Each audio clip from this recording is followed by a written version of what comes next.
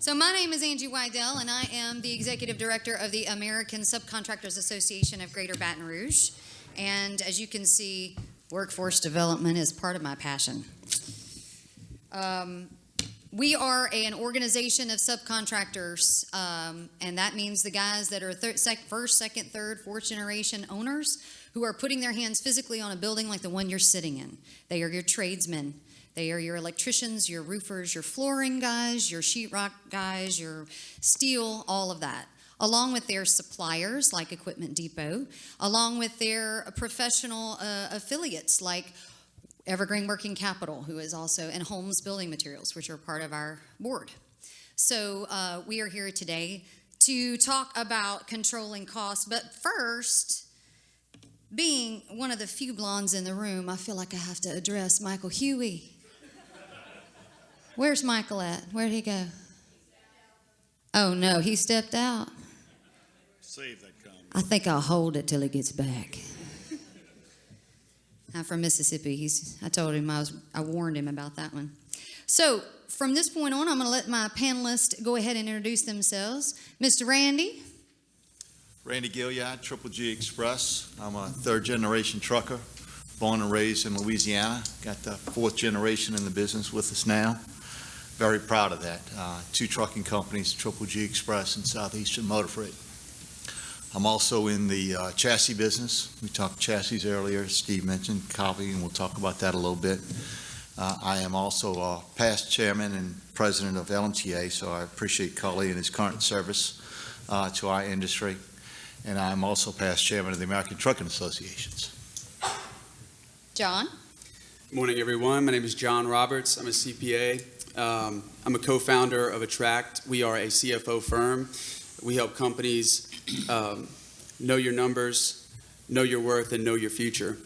We exclusively are a team of operational accountants that service small businesses that need more than bookkeeping services and are maybe too small to support a full-time accounting department. We work with budgeting, forecasting, planning, and have a great team. And we really just try to make a difference with our clients. Proud father, 2 girls, 3 and 1. Married to my beautiful wife, Lexi. We've been married for 5 years. Just had my anniversary, almost forgot, so I liked that joke earlier. And we also host a real estate investor meetup here in town, actually here at the Crown Plaza, first Wednesday of every month, 6:30 p.m., free to all to attend. So happy to be here. Very honored to be here. Thanks. Thank you. My name is Greg Johnson. I am the Business Development Director for the Port of Baton Rouge. My primary role is the marketing and to try and bring clients into the port, but one of my functions is to oversee operations and liaison with the tenants of the port. And I'll discuss that a little bit more later. I've been working in the port for 44 years. This is only my second job working with the port. I've been there 22 years. And I started when I was about 6 years old at the port. So I'm not... Anyway, I am married to the same woman for 40 years. I have 4 children, 1 son and 3 daughters, and I have 8 grandchildren. So I'm a very blessed man. Well, before we move on, I forgot to mention that my husband is Joe Depot, sitting right there in the middle, and we have 7 children. I did not give birth to all 7. We are blended, but yes, we have 7. So I stay busy. So since y'all mentioned your spouses, I probably should have done And I'll do the same thing. Married to Renee, my wife, of 39 years, Right. with 2 boys and a girl, son-in-law, daughter-in-law, and 4 grandchildren, all under the age of 4 and under. Nice. All right, I'm going to lay the issues out. We're not going to discuss the issues. We're going to discuss the creative solutions. And we worked this out already, didn't we? All right, so we know that some of the issues facing cost and being able to control that cost are, as we heard in our last panel, labor shortages. There are uncontrolled costs and exposure. And we also have costs that can be controlled but aren't necessarily as tracked or as transparent. So I would like to hear from Mr. John, and then Mr. Greg, and then Mr. Randy about how each of you are overcoming labor shortages and the cost associated with that. John? Sure, yeah. So, in my mind, it starts with data. We have to understand our cost to replace, our turnover, our cost of turnover, and things of that nature. We also have to understand that, obviously prices are going up, right? Inflation is hitting everybody, and we don't want to be the ones holding the bag, right? So we have to surround ourselves with the proper data, with the proper people on our team to aggregate that data, to make proper business decisions moving forward. I think that once you're able to truly have a handle on your labor cost, perhaps as a percentage of your revenue, then you can make business decisions going forward to say, well, maybe we need to go up on our top line a bit. Maybe we need to bill a little bit more. And it's probably an oversimplification to just say, raise your revenue, but that's what your vendors are doing to you. And, they're asking you to essentially hold the bag while you're getting squeezed on both sides. So I think the difference is that your vendors and maybe even your customers could have a better handle on their cost per labor item, whatever metric that might be. And again, it's a mixture of blending financial data with qualitative data. So your financial data is your items, your expenses on the P&L. But your qualitative data is your metric, your widget, your trip, whatever it may be. And having a handle on that to understand, truly where are our costs going, and can we maybe raise our revenue to complement it. I think that, in other industries, we're seeing some type of pay per production type arrangement whereby companies are having a better handle on their true production and are giving their employees, more incentive-based compensation to where it's no longer a question of, man, I'm going to work 10 hours today and we'll see what happens at the end of the day. It's, I've got to make sure I get these trips in, and if I'm able to successfully do it, then I can get off early. It's the same amount of efficiency, and kind of goes into the culture that the last panel talked about as well. I think that, we just have to get out of the mindset of really, this is the way we've always done it, right? Because that's a fatal phrase in any industry. So I just would challenge you guys to think about that data and thinking outside the box. Mr. Gregg, will you tell us about how the port is increasing jobs? Our main role at the port is we're a landlord, and we try to provide some world-class facilities to bring in companies that can operate within our facilities. In some cases, that means to take an old facility and rehab it into what they need for today, or to adjust to what we do. We've had several different functions where we've got one luxury is being on the Mississippi River that a lot of people don't realize that just what that means today is when you've got deep draft ships coming in. We've got a lot of facilities there that were built in the 50s. One of them was our grain elevator, was built in 1953. And we've operated that under Cargill up until about 2010. Another tenant came in. They revamped the elevator to the tune of about $250 million. But now, instead of running 500,000 tons of grain a year, we run 5 million tons of grain a year. So what that's done is gone out, kind of worked into our community. Our local farmers now have more sources to bring their grain to the port, and we have several farms within our reach that we go as far as Alexandria and Natchitoches bringing in product. What we were having with the last, when Cargill was there, is we didn't have enough grain, enough volume to blend that cargo to move it out into the international market. So this has given some of our farmers some new options to bring in their grain. So we're able to take almost all of the grain that's grown locally in our area and move it into the international market. So that's one of the port's function is just kind of an overseeing landlord, and to be able to work with the tenants to move their products into the international market. Or we serve a lot of the domestic market, and that's why we're here with Wilson Warehouse as one of our large tenants at the port. So. Thank you. Okay, Mr. Randy, don't talk about the chassis just yet. We're going to put that at the end. But what's your creative solution to overcoming cost when it comes to labor shortage? Well, I'll start off by saying kudos to the previous panel. I thought they were excellent in their comments. They talked a lot about this topic here already. John just mentioned one that we've adopted recently, and I've had in my career in several different iterations, and that's profit sharing. How can we motivate our employees to work off of pretty much a base salary with the expectation that if the company succeeds financially, that everyone will succeed financially.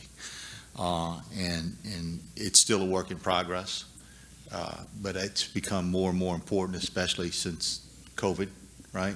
Mm-hmm. You know, we talked about working remotely on the previous panel. You know, some people have become accustomed to it. Some people are still having people in the office. Some people are hybrids. We've gone through all of that. We still, in our environment, are a hybrid environment. Some employees just simply can't physically come back to work, whether it's a family situation, whether it's a health situation, or a spouse's health situation. So we've gone through all of those type of issues involving truck drivers. You know, Cully, you know, certainly lives and breathes it just like I do. We have, for truck drivers, I've changed my market in my career several different times on where I'm trucking, who I'm trucking for, and what am I doing. And every time you reflect back on that history, it's because of labor. Where can I get the truck driver? What does that truck driver want to do? How does he want to earn his living? And it's changed. You know, and Cully very much said it articulately, you know, drivers don't want to be on the road today. Well, when I started my career back in the 80s, that's all they wanted to do, right? So if I didn't get that long haul freight and that truck driver wanted that long haul freight, I couldn't buy them. I don't care what I paid them to go run New Orleans, Baton Rouge, back and forth. They just wouldn't do it, right? They wanted to go to Memphis. They wanted to go to Little Rock. They wanted to go to Houston. They wanted to go everywhere else and come back. They still wanted to be here on weekends, which was accommodating for us. But it's completely the opposite now. They want to be home every night. And we've changed our market throughout my career. And even with our customer base, we've kind of changed how we operate, right, to accommodate the truck driver. They want to be home in the afternoon. My guys, most of my guys start off early in the morning. They're running anywhere from 2 to 4 a.m. and they're off before 2 to 4 o'clock in the afternoon because they want to be home with the family, or maybe it's a mother who's got to go pick up the kids from school, or maybe it's a dad who wants to go coach soccer for his little son, you know. So it's those kind of things that you know we've tried to do in our career to expose ourselves to positivity in hiring. And with that goes the cost, right? You've got to meet a certain level of income to be competitive with every other industry or every other competitor that you have. But at the end of the day, as the previous panel said, it's everything else that goes with it to keep somebody. And that's kind of what we try to do. Adaptation. Again, I'm a third generation guy, got the fourth generation. So that's kind of the mindset that we've always had. All right, so now that you're still there, I would like for you to, this is where, just as a reminder, you have the 7-digit answer. So, It was controlling costs. Yes. So what we're going to has. talk about, Randy had a very interesting situation when we had our little discussion on the panel, and basically we were talking about, okay, you can control your costs, but what about all the things that you can't control? What about your exposure that's out there? Do we have anything else besides water? And he brought up a very interesting point, and I thought this was very very pertinent to what we were dealing with. So, Randy, tell us about your particular issue with being the exposure. So I am, for the most part, predominantly in intermodal trucking. We service the port facilities. We go to Port of Baton Rouge. We go to Port of New Orleans. We go to Port of Mobile, and we've serviced many other ports throughout the country in our career. But being an intermodal partner, if you will, we are exposed to costs, and that was the title of how to control the costs and make costs a team event here. But there are certain things, and I'm sure everyone sitting in this room are exposed to costs that you may not be able to control, and of which mine, in a significant way, and when we discussed 7 digits, I received a 7-digit invoices, multiple invoices over the span of less than a month, which is now 2 months ago, right? Month of August, beginning of September. Huge amount of per diem bills that come in, and those per diem bills are defined as a motor carrier that has containers out longer than what the free time is allowed by the ocean lines. Well, in this particular case, the ocean lines caused the containers to be out longer than what they allowed free time was because they canceled the vessels, delayed the vessels, wouldn't give the customer base an additional booking on the following vessel that was already overbooked. It's all these supply chain issues that you hear on the news. Well, it hits guys like a Randy Guillot of the world to the tune of 7 digits, and of which I now am basically a collection agency to our customer base who is susceptible to it, as well as ourselves, but the ocean lines demanded out of the motor carriers to collect the charges, of which we have been working in Washington for many of years and making headway with some recent activity at the FMC to try and get these bills sent not to a motor carrier, but directly to the person the ocean lines are doing business with, which is the BCO, right? So, but when we were talking about controlling costs and controlling it as a team, this is one example that I believe as a motor carrier servicing the industry, maybe I can participate, and the team is not necessarily within my own company. The team is my company as well as our partners, whether it be a Wilson's Warehouse of the world who's shipping ExxonMobil product out, right, who demands all of us to work as a team to minimize these costs. So, but these costs are not made up by my company, right?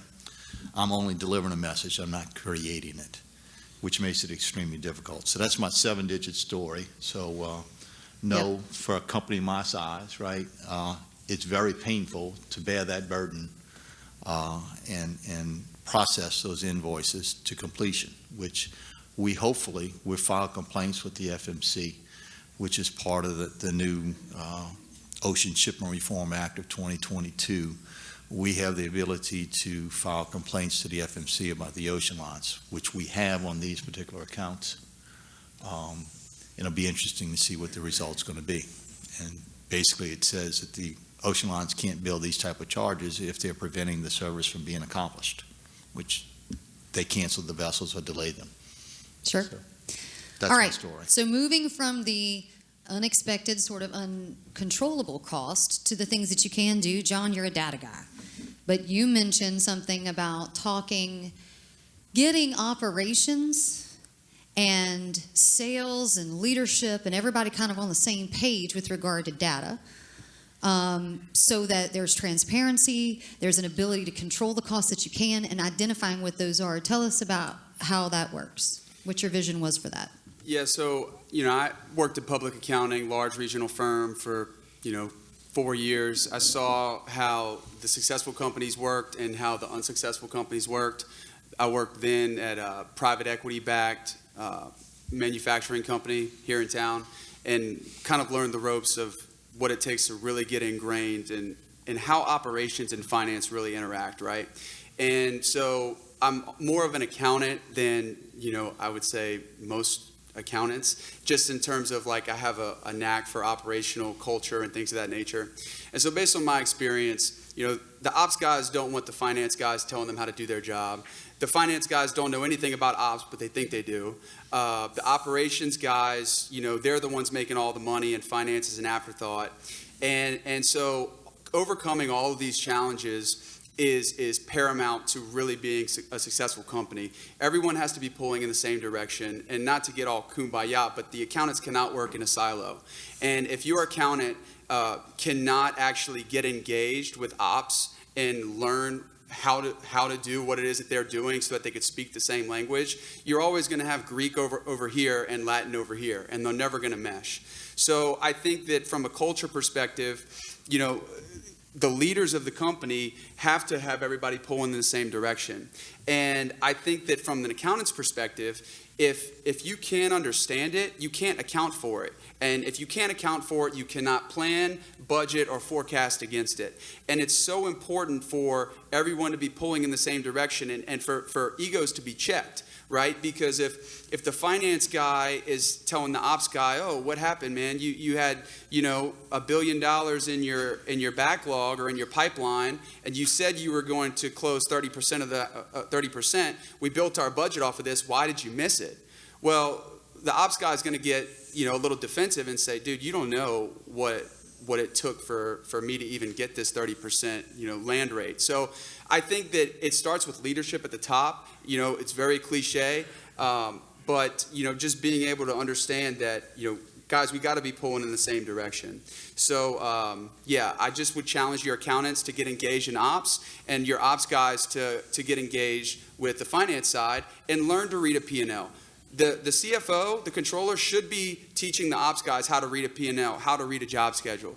And the fact is, until everybody can speak the same language, you will never be able to control costs because you'll always be speaking different languages.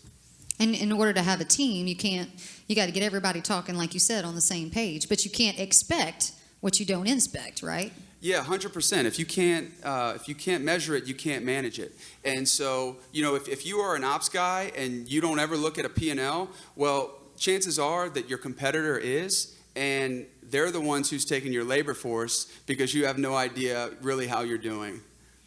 That's right. All right, Mr. Greg, I would like for you to talk about how the Port of Baton Rouge, you already mentioned how you guys are more of a landlord type thing and your folks are more tenants.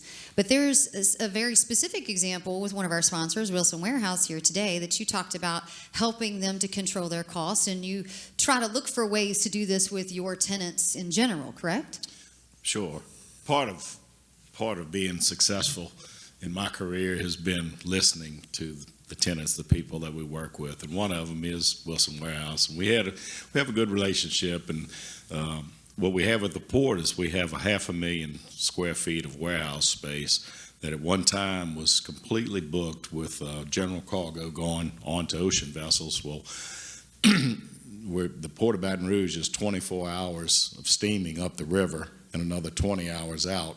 So where we got at a cost disadvantage was, say, against a port like Mobile or Port Arthur, Mobile is 3 hours off the Gulf. We were 40 by the time the ship transited in and out of the port.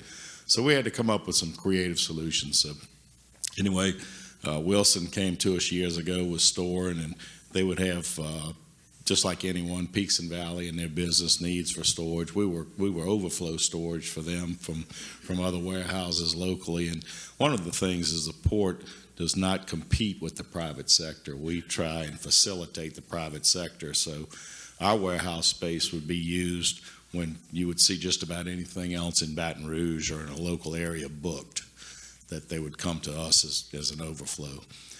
One of the problems we had was in one of the lulls when Wilson wasn't there, we brought in a new tenant that started loading wood pellets. And wood pellets are very dusty, and we put the wood pellet loader on top of the building because they have a ship loader out on the dock. So on the warehouse where Wilson is storing, we put a ship loader that had dusty pellets that's running about 21 days a month loading wood pellets now. So that was causing them a dust problem, dirt problem, and so in order to, we worked with the folks at Wilson that they have to cover each pallet that they bring into our warehouse with a hood, or they either have to dust it off as it goes out. So there's some extra labor. They were incurring some extra expense on that. So we've agreed just to kind of keep our rent tolerable for them, because we realize they are having some additional expense coming through the port. But at the same time, we have some additional space. So so far, it's been a good marriage. We talk to them on a regular basis. If they have any problem, they call me immediately. If I have a problem, we get in touch with them right away. It's been a pretty healthy relationship for both of us, and we've solved some issues that they had. Was they needed additional space at different times, and they can they can ramp up or down at our place as needed. So far, from the feedback I've got from them, and I take that as nobody chewing me out too much from there, that things are going okay. Well, what I gathered from our little discussion before we did this in our planning session was that that's one of the things that being in the public sector as the Port of Baton Rouge, you really try to work with providing jobs for the local community, for people when they come in and they want to be involved in some way, and then secondly, making sure that the tenant-landlord relationship is more of a partnership. Right. That was one of the big things that I took away from our discussion that I didn't know about the port. I didn't realize that you guys were mostly a landlord, and that was something that I took away from it.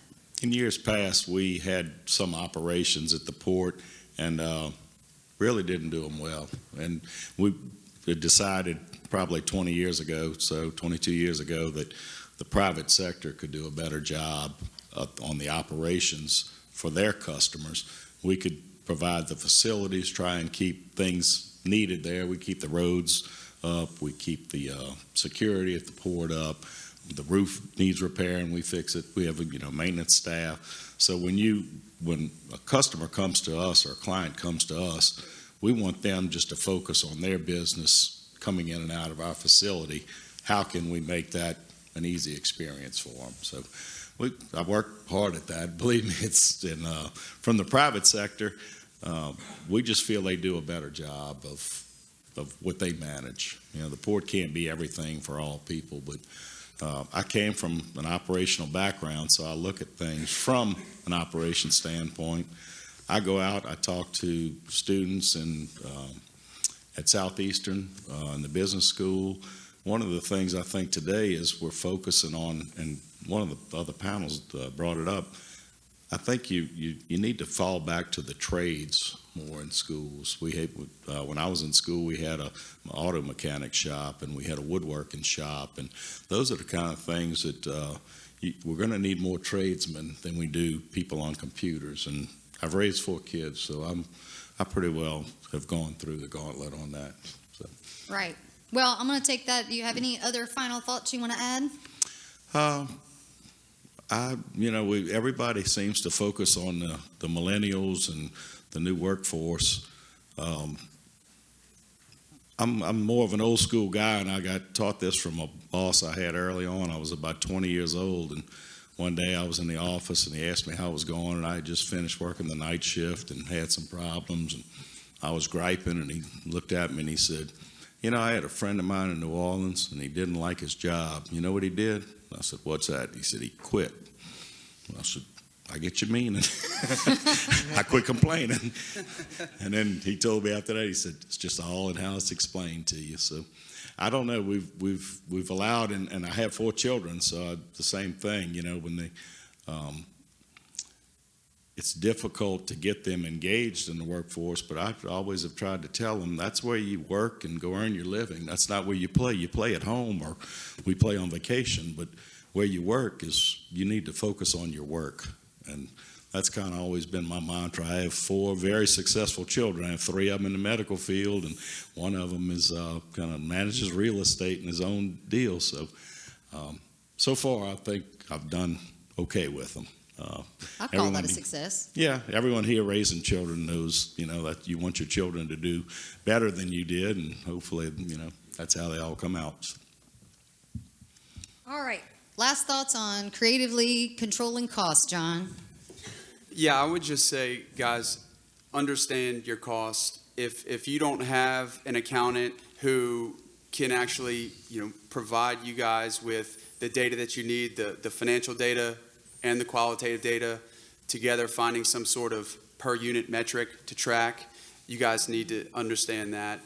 Need to, bring in even, a consultant. I know Next Level does some, consulting, and there are a ton out there who could even train your department accordingly to, even on a fractional basis. So I would say manage your data, understand, a goal. If you don't have a goal of what you want your expense ratio to be, then, it's like trying to lose weight without ever owning a scale. You know, you never know really where you're going. You need that budget and forecast. And so I would challenge you guys to do that, because tracking against a budget is the best way to control your costs. Because, you know, if you work for a couple days on your next year's budget and understand where your expense ratios are trending, then it'll be no surprise, or you won't be surprised when you miss it, because you'll know why you missed it. And then once you know why you miss it, you can address the issue and, you know, change out that person who you thought was doing a great job but is not. Or, you know, again, try to get more creative in your hiring or your perks or whatever it is. I think, again, it's just all about the data. You can't manage it if you don't measure it. Thank you very much, Mr. John. All right, Mr. Randy, now is your moment. So you had a very I thought creative... my moment was a 7-digit number there. Yes, you had a very creative answer to controlling costs. You decided, well, if I can't control this cost over here and I'm exposed, instead, I'm going to fill a demand over here. So what did you do? We bought the factory. So, as I mentioned earlier, I'm in the chassis business. We started a group of truckers, and I do want to give a shout out to the Warehouse Association, one of the sponsors here. I very much believe in that mindset in business to become involved in your industry, right? So at the American Trucking Association's, our group, the Intermodal Motor Carriers Conference, a group of us, there was 11 of us to start with. I think it's 12 to start with, and I think we're down to 11 now, decided to get into the chassis business almost 10 years ago now, because we didn't like the way the market was dictating to the motor carriers on the procurement of chassis. And y'all probably have heard in the supply chain chassis in the last maybe 3-4 years. You might not have heard it as much 10 years ago, but we were living and breathing it back then. So we started a chassis company. We were relatively asset light in the fact that we were leasing chassis on an annual basis for very small sum and taking on the entire risk of the utilization and maintenance of that fleet and putting it out to the motor carrier public. First and foremost, we have done business and still are doing business with ocean lines directly. But our model was to service our own industry in the fashion that we wanted to have chassis procured. So we started the company, got some antitrust exemptions, right? Went through the whole process. And we've been running chassis now. We've got about 20,000 chassis east of the Rockies. We're not on the West Coast as we speak right now. But we were going through the same supply chain issues that everybody has been. And chassis, as everyone well knows who's in the international market, is gold right now, right? You can't move your product unless you got chassis. All the vessel delays, the boat sitting off the coast that we've discussed already, the vessel skips and all at every port in the nation, all wounds up saying that you've got to do something with that load. And if that load gets delayed, it's usually sitting on wheels. You know, we've done some creative things to take them off of the wheels as well, but that gets expensive as well. So everything's an expense, everything's a cost. So with that said, our business has been doing extremely well. Had a few rocky years to begin with, learned a lot, also learned costs, right? Realized that as we grew our business, we had several very successful trucking companies behind us, and we used our resources collectively to grow this chassis business. But we decided about 4 years ago now that, hey, it's gotten large enough that the chassis business needed to be on its own. So, you know, we've got our own CEO now, we've got our own CFO, COO, you know, we did the whole staffing bit, learned our cost along the way, right? You know, learned the budget along the way. So we've continued to do exceptionally well. And in the marketplace, a couple of years back, there was an out of the country major supplier of chassis of whom we were purchasing a lot of our new builds from. They lost an antitrust federal lawsuit. Basically, the Chinese government was subsidizing and dumping steel and chassis in the United States, and they lost it, right? So that tariff came in during the Trump administration, 250% tariff on their wheels coming in on their chassis, which basically shut down that production, which was one of our major suppliers. So the U.S. supply just couldn't keep up with the demand, and we were certainly in the marketplace and want to continue to be in the marketplace. So we wound up buying one of the factories. So our chassis leasing company now owns a chassis factory.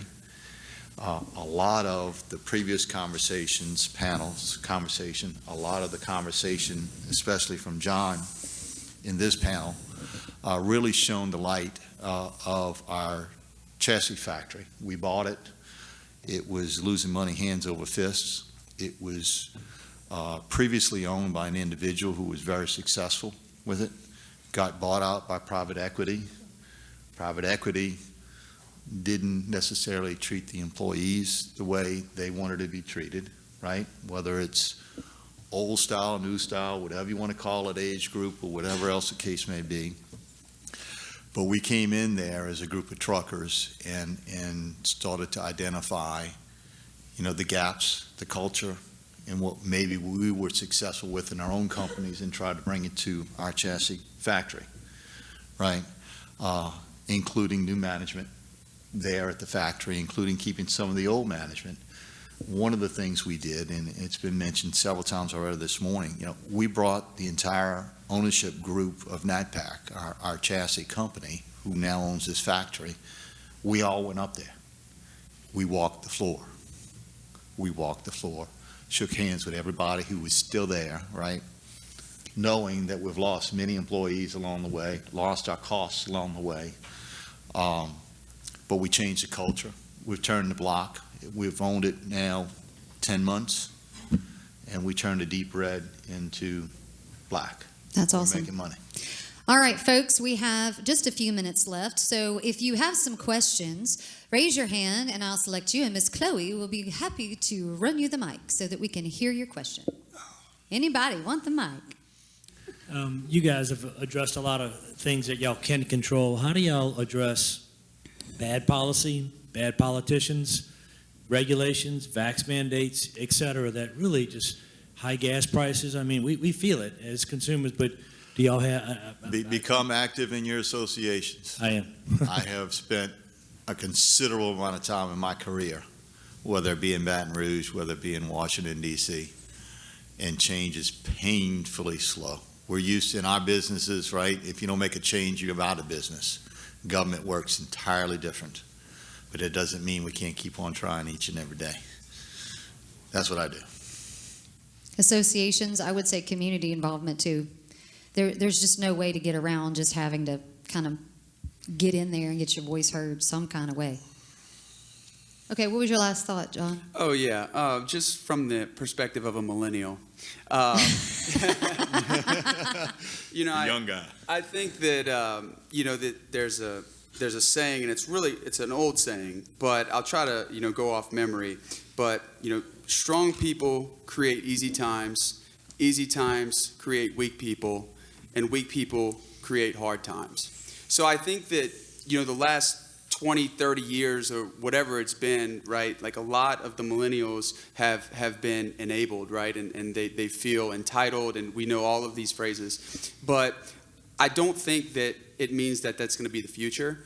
Obviously, I think we're entering a recession if we're not in there already. And so I do have hope for the future that, my fellow millennials will, kind of learn the old adage of hard work and that it pays off. And so I just wanted to say that I am quite hopeful for the future, but, it wasn't entirely the millennials' fault because, you parents enabled them. He's right on that, parents. And we did. All right, last comment. I have to say that blonde jokes will be around forever. They will always be around, I know that. But if you need something done, like Nike, a blonde just does it. If you need to, Need something to last? Blondes are like diamonds. We're like forever. Like Visa, we are everywhere you want to be. And honey, like Allstate, you are in good hands. Thank y'all so much for coming. We Thank you. appreciate it.